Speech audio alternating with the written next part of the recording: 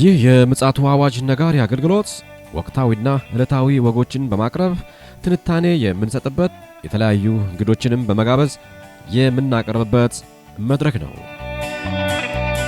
አዘጋጅ ይልቃል አስራት። ሰላም ለእናንተ ይሁን ውድ የምጽአቱ አዋጅ ነጋሪ አድማጮቻችን፣ ተመልሰን እንግዲህ ዳግም በምሽት ክፍለ ጊዜያችን ተገናኝተናል። ቀን ላይ እንዲሁ እግዚአብሔር አርቶን መልእክትና መረጃ ከፓስተር አለማየሁ ጋር አቅርበን ነበረ። አሁንም እንዲሁ የዓለማችን ወቅታዊ ጉዳዮች ያው ተለዋጭ ስለሆኑ በዛ ላይ ተመርኩዘን መልእክት ለማስተላለፍ ዳግም ተገናኝተናል። አጠገቤ ፓስተር አለማየሁ ነሞ አለ። እርሱ ጋር መልካም ጊዜ እንደሚኖረን ተስፋ አደርጋለሁ። ይልቃል አስራት ነኝ ከምጽአቱ አዋጅ ነጋሪ አገልግሎት።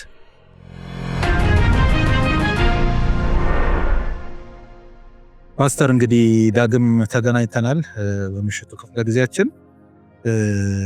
እንግዲህ የዓለማችን ወቅታዊ ጉዳይ ተለዋጭም ስለሆነ እነዛን መረጃዎች ደግሞ አንተም ያሰባሰብክ የመጣህ ነው ያለው። እስኪ ምን ተከሰተ ቀደም ካስተላለፍነው በኋላ? እንግዲህ በዛሬው ዕለት የአሜሪካ ፕሬዝዳንት ዶናልድ ትራምፕ ከተመረጡ ጀምሮ የመጀመሪያው ጉዟቸውን ወደ መካከለኛው ምስራቅ አድርገዋል።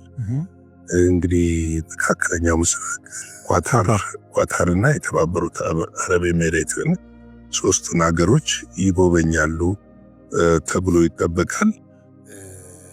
እስቲ ግን ከዛ በፊት ለምንድን ነው ብዙ ጊዜ አሜሪካ መሪዎች ወደ መካከለኛው ምስራቅ ሲሄዱ ቀዳሚ የሚያደርጉት ሀገር እስራኤል ነች። አሁን ግን ዶናልድ ትራምፕ እስራኤልን አላደረጉ ማሳደጊያውን ሊያደርጉ ነው እና ይሄ ምክንያትም አለው። አይተ ከሆነ ከዚህ በፊት ሳውዲ አረቢያም ኳታርም የተባበሩት አረብ ኤሚሬትም ባይደን በነበረ ጊዜ ኩርፊያ ነበረ። እንደውም ሳውዲ አረቢያ ፊቷን ወደ ቻይና ወደ መካከለኛው ወደ ቻይና እና ወደ ራሽያ አዙራ ነበረ። ከነሱ ጋር ብዙ ሁሉን ነገር የግንኙነቱን እንደው ሙሉ ለሙሉ ባይባልም በተወሰነ መልኩ በተወሰነ መንገድ ተቋርጦ ነበርና ያንን ግንኙነት ለማደስ ይመስላል አንዱ የሳውዲ አረቢያው ቅድሚያ ጉብኝትና እንግዲህ በዚህ ጉብኝት ትልቅ ታላላቅ ስምምነቶች ይደረጋሉ ተብሎ ይጠበቃል። ይሄው ምንድነው እንግዲህ የመጀመሪያ እግራቸው የሚረግጠው አገር ሳውዲ አረቢያ ስለሆነ በሳውዲ አረቢያ እሷ የወታደራዊ ጦር መሳሪያ ፍላጎት አላት። በተለይም አንድ እጅግ ዘመናዊ የሆኑ ጀቶች እስራኤል የታጠቀችውን ጀቶች መታጠቅ ይፈልጋሉና እነዚህን ጀቶች ለመታጠቅ ደግሞ ስምምነት ማድረግ ይፈልጋሉ። እንግዲህ አንዱ በዛ ስፍራ የሚደረገው ስምምነት ወታደራዊ ስምምነት ይሆናል ተብሎ ይጠበቃል። የጦር መሳሪያ ግዥና ሽያጭ ይሆናል። ትልቁ ስምምነት እሱ ሳይሆን እኔም በዜናው ላይ ሲሰማው ያስደነቀኝ ነገር ወደ $1 ትሪሊየን ኢንቨስትመንት ሳውዲ አሜሪካ ውስጥ እንድታደርግ ይፈልጋል። ትልቅ ገንዘብ እና ከዚህ ውስጥ ከ6 ደርሰው ነበር እስከ $600 ቢሊዮን እናደርጋለን ብለው ነበር። አሁን ግን ወደ $1 ትሪሊየን እንደደረሱ ተሰምቷል። $1 ትሪሊየን ስምምነት ይደረጋል። ይኸውም የአሜሪካን ኢኮኖሚ በከፍተኛ ሁኔታ ያነቃቃል የተባለ ስምምነት ነው። እንግዲህ የሳውዲ ቱጃሮች አንዱም የዶናልድ ትራምፕ አካሄድ ይህን ስምምነት ፍጻሜ ላይ ለማድረስ ታስቦ ነው። እንግዲህ ከዚህ ከኢኮኖሚው ስምምነት ከወታደራዊ ስምምነት ባሻገር ደግሞ በቀጠናው ላይ ያለውን የሰላም ሁኔታ የደህንነት ሁኔታ ላይ ትልቅ ስምምነት ይደረጋል ተብሏል። ይሄ ምንድነው?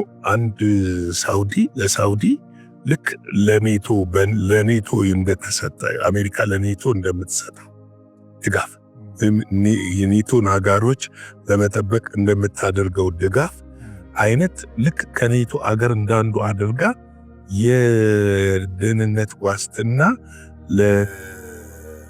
ትሰጣለች ተብሎ ይጠበቃል። የደህንነት ዋስትና ትሰጣለች ተብሎ ይጠበቃል። እንግዲህ ይሄ ነገር መካከለኛው ምስራቅን በተለይም እነዚህ 3 ሀገሮች በእርግጥ ረጅም ጊዜ ከአሜሪካ ግንኙነት አላቸው። ግንኙነት መኖር ብቻ ሳይሆን የአሜሪካን ካምፓኒዎች የንግድ መዳረሻ ጭምሮች ናቸው። በኮንስትራክሽኑ ዘርፍ አሁን ቻይና ሰብራይ ገብታ እንትን ያለችው እንጂ ረጅም ጊዜ አውሮፓውያንና አሜሪካኖች ናቸው እነዚህ ሀገር ውስጥ የኮንስትራክሽኑ ስራዎች በስፋት ይሰሩ የነበሩትና ትልቅ የአሜሪካ ካምፓኒዎች ኢንቨስትመንት የሚያደርጉበት ትልቅ የንግድ መዳረሻ አለበት። እነ ዱባይ ስታስብ፣ እነ ኳታርን ስታስብ፣ እነ ሳውዲ ሪያድን ስታስብ ትልልቅ ስራዎችን አሜሪካኖቹ እየሰሩ ነው። ኢቨን ነዳጁም ላይ እኮ እጃቸው አለበት። የነዳጁም ካምፓኒ ላይ እጃቸው አለበትና በኢኮኖሚ ጉዳይ ባላቸው የጋራ ጉዳይ ላይ የሚያሳድጉት ይሆናል ተብሎ ይጠበቃል። ውይይት ተደርጎ የሚያሳድጉት ይሆናል ተብሎ ይጠበቃል። እንግዲህ ምናልባትም ስለ ሀውቲና ኢራን እስራኤልና ፍልስጤም መካከል ያለውን ከአሜሪካ ጋር ያለውን እዛ ያለው ጦርነት አሜሪካ በእርግጥ አሁን አቁማለች ከሀውቲ ጋር ከተስማማች በኋላ። ነገር ግን ደግሞ ከኢራን ጋር ባለው ነገር ላይ አንድ ተቀናቃኝ ሆና ሳውዲ እንድትወጣ ድሮም ይፈልጋል እና አንድ የተሰማው አደገኛ ነገር ምንድነው? የኒኩለር ማብራሪያ ጣቢያ ሙሉ ለሙሉ እዛው ኒኩለሩ የሚብላላበት የሚዘጋጅበት ለሳውዲ አሜሪካ ልትሰራላት ስምምነት ይፈልጋል። ይሄ እንግዲህ ለኃይል ምንጭ ነው ተብሎ ነው የሚታሰበው።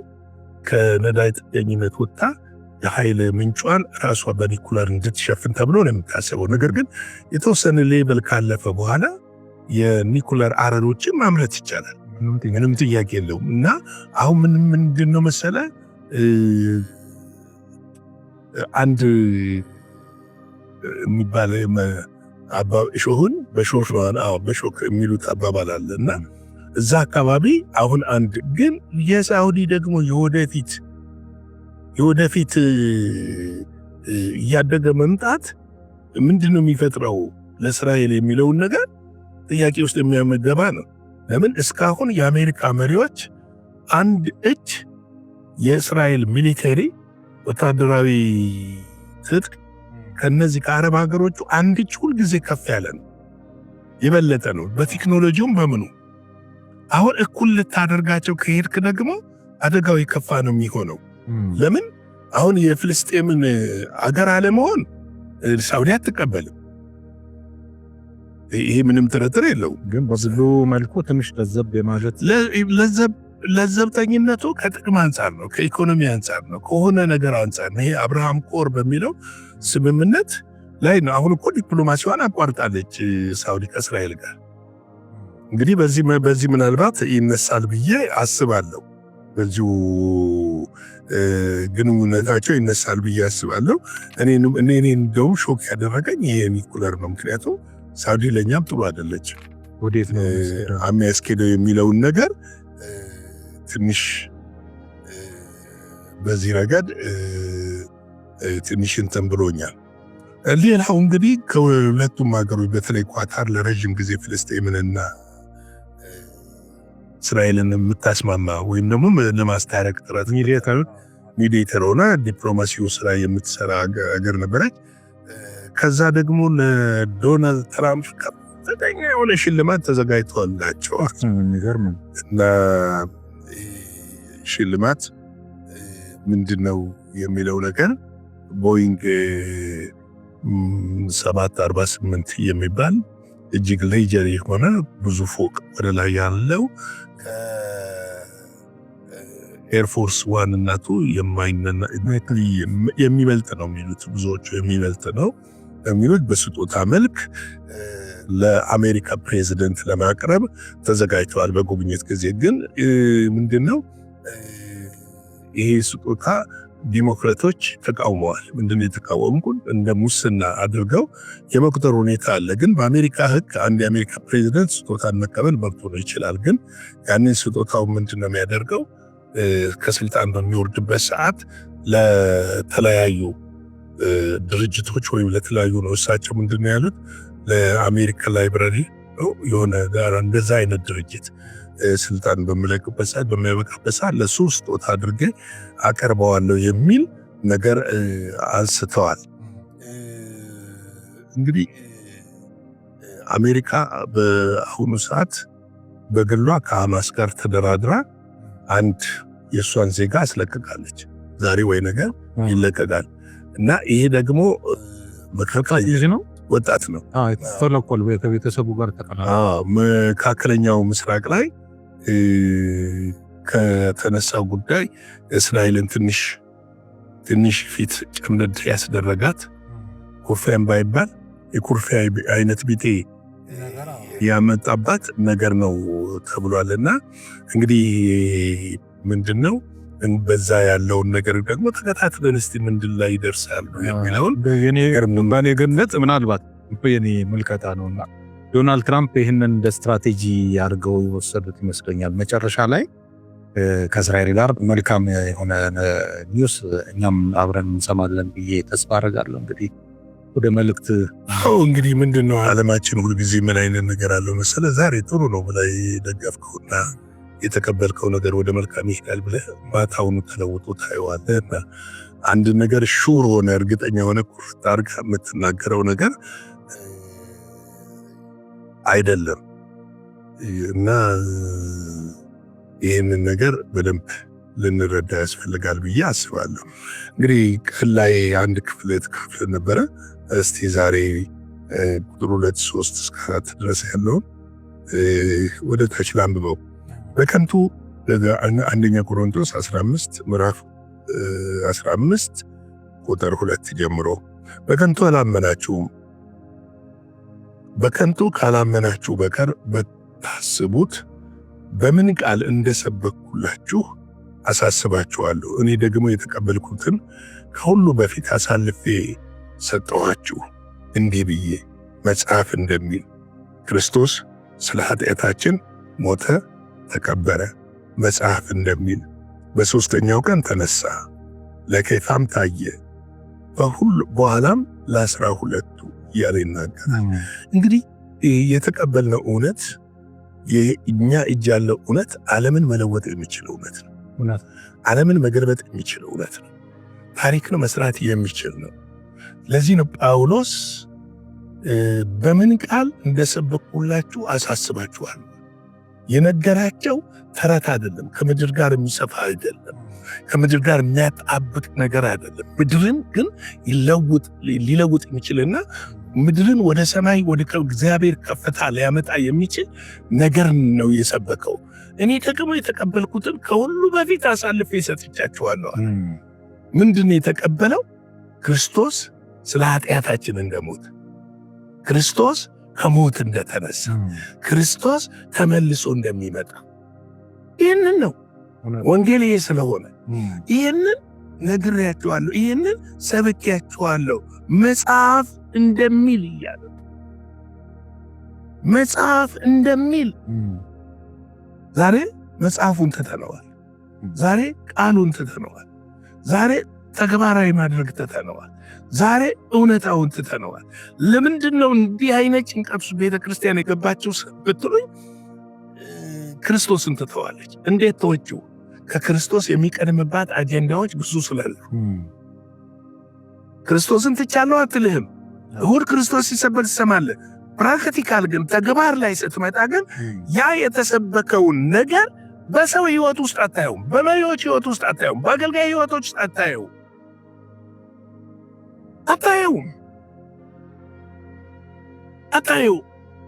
ስለዚህ ካላየው ደግሞ ለውጥ አያመጣም።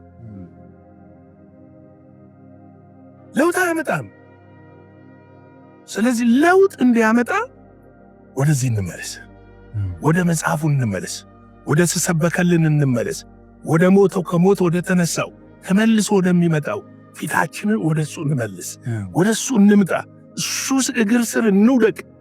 ግድ የለም ብንራብም ለጊዜው ነው፣ ብንጠማም ለጊዜው ነው፣ ብንቸገርም ለጊዜው ነው። ለጊዜው ነው። ዋጋ ብንከፍልም ለጊዜ ነው።